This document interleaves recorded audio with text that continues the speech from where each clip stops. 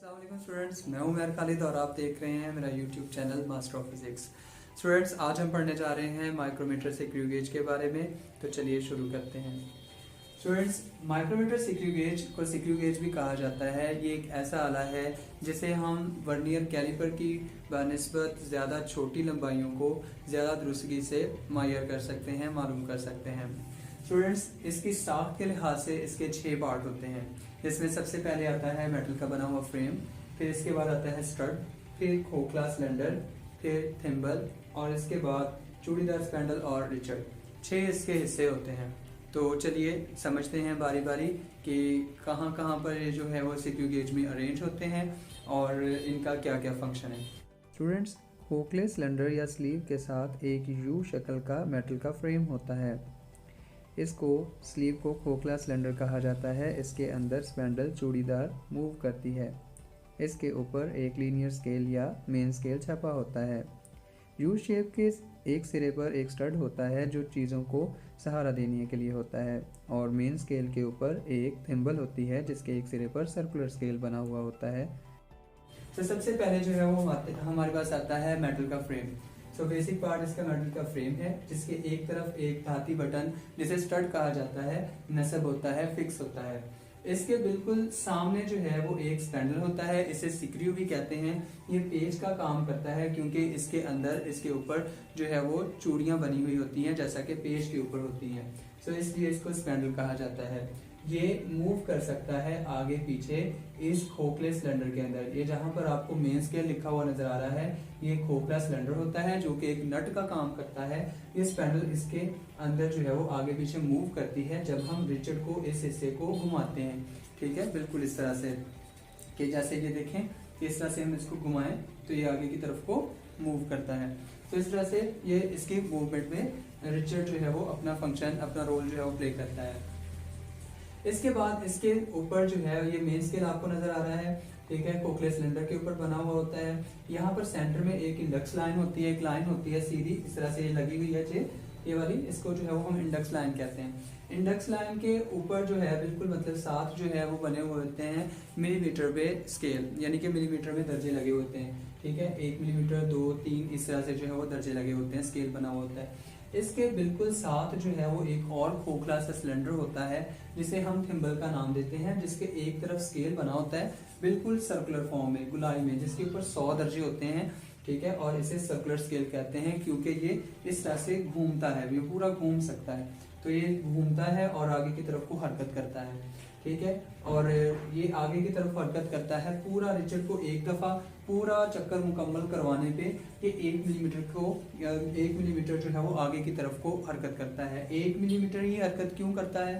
क्योंकि ये जो इसके साथ एक तरह से ये जो पेच लगा हुआ है, सिक्रू लगा हुआ है, स्पैंडल है, इस पर चूड़ियां बनी होती हैं और 2 चूड़ियों के दरमियानी फासले को हम पिच कहते हैं। ठीक है, तो वो पिच जो होती है वो 1 मिलीमीटर होती है, इसलिए पूरा घुमाने पे ये 1 मिलीमीटर सिर्फ आगे की तरफ को हरकत करता है। ठीक है स्टूडेंट्स, तो इसके साथ यही मतलब कि ये भी क्वेश्चन आता है, अलहदा से शॉर्ट क्वेश्चन भी आ जाता है और लॉन्ग में भी हमें बताना पड़ता है कि सिक्रू गेज की पिच क्या होती है।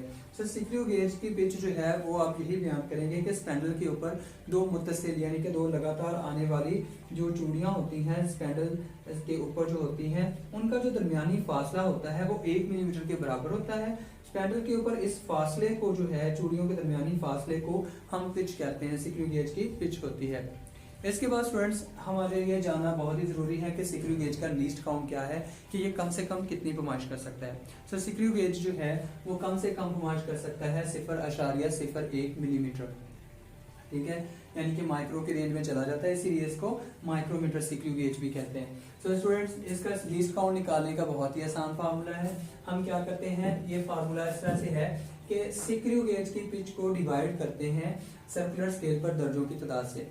सिक्रू गेज की पिच क्या है, अभी हमने देखा वो है 1 मिलीमीटर। तो हम 1 मिलीमीटर को डिवाइड कर देते हैं सर्कुलर स्केल पर दर्जों की तादाद, जो कि मैं आपको बता चुका हूँ कि वो सर्कुलर फॉर्म में 100 जो है वो डिविजन्स बनी होती हैं, दर्जे बने होते हैं। तो दर्जे जो है वो 100 होते हैं। तो 1 मिलीमीटर को 100 पे डिवाइड करेंगे तो हमारे पास आ जाएगा 0.01 मिलीमीटर। ये जो है ये सिक्रू गेज का लीस्ट काउंट होता है।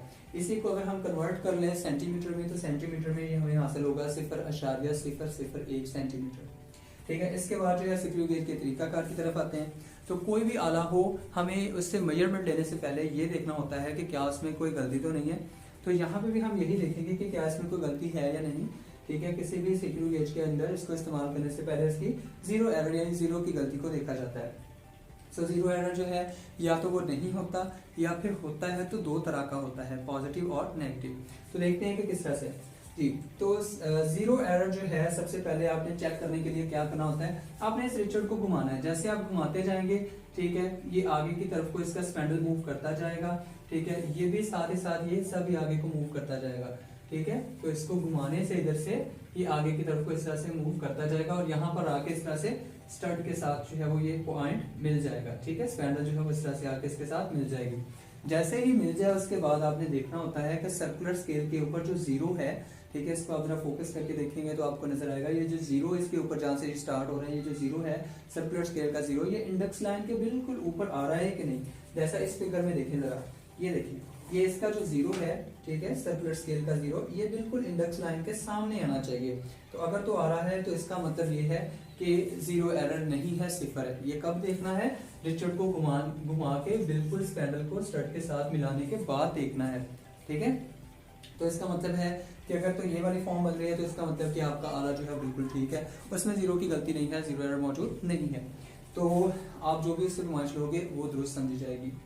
इसके बाद अगर ऐसा नहीं होता कि मतलब आपने रिचर्ड को घुमाया और जो है इसको स्पैंडल को स्टड के साथ मिला दिया और आपने स्केल देखा, ठीक है, कि सर्कुलर स्केल का जीरो जो है वो इंडेक्स लाइन के बिल्कुल सामने नहीं आ रहा है, कुछ इस तरह की सूरत हाल बन रही है, वो पीछे रह रहा है, नीचे रह रहा है, ठीक है। तो इसका मतलब कि जीरो एरर है और जीरो एरर यानी जीरो की गलती यहाँ पे मौजूद है और वो पॉजिटिव गिनी जाएगी।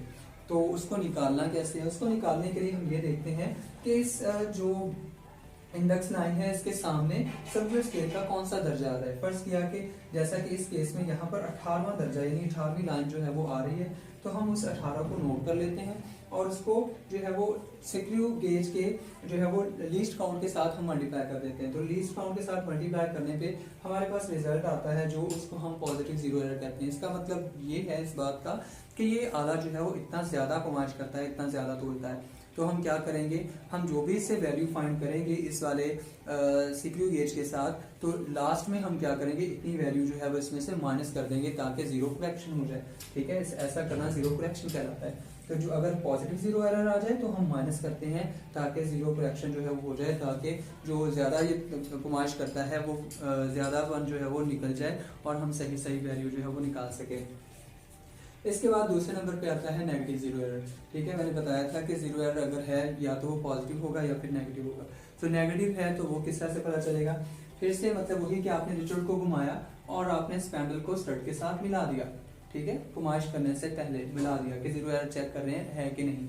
तो जब आपने मिला दिया तो आपने उसके बाद जो है वो सर्कुलर स्केल का जीरो देखा कि वो सामने आ रहा है कि नहीं, और वो मिलने के बाद आप देख रहे हैं, ठीक है, कि वो ऊपर चला गया है यानी आगे निकल गया है, ठीक है। किससे आगे निकल गया, इस जो है वो जो इंडेक्स लाइन है उससे आगे निकल चुका है। तो अगर इस तरह की सूरत हाल है यानी कैसा हो चुका है, तो इसका मतलब इस आले में जो है वो नेगेटिव जीरो एरर मौजूद है। उसको मालूम करने के लिए हम क्या करेंगे, अब वो जो जितना जीरो आगे निकल गया है उससे पीछे की तरफ को जो है वो हम लाइनें गिनेंगे कहाँ तक, उस दर्जे तक जो इंडेक्स लाइन के बिल्कुल सामने आ रहा है। तो यहाँ तक पीछे को गिने तो ये 5 लाइनें आ रही हैं जो कि पीछे की तरफ को इंडेक्स लाइन के बिल्कुल सामने आके मिल रही हैं, ठीक है। तो मतलब पीछे को 1 2 3 4 ये 5 लाइन मिल रही है। तो हम इस 5 को -5 के तौर पर रखेंगे, लिखेंगे और इसको भी लीस्ट काउंट के साथ ज़रूर दे देंगे, तो हमारे पास रिजल्ट आ जाएगा -0.05 मिलीमीटर।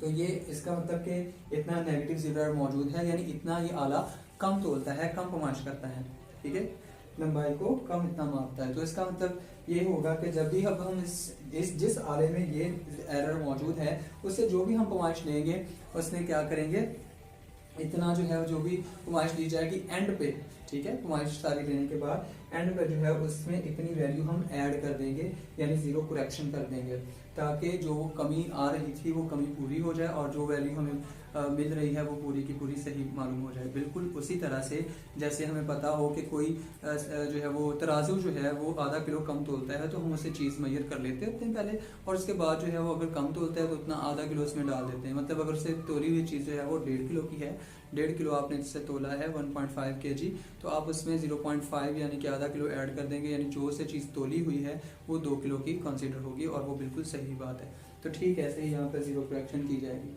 तो आई होप स्टूडेंट्स कि आपको आज का लेक्चर जो है वो समझ आया होगा। मिलते हैं नेक्स्ट वीडियो में, तब तक के लिए अल्लाह हाफ़िज़।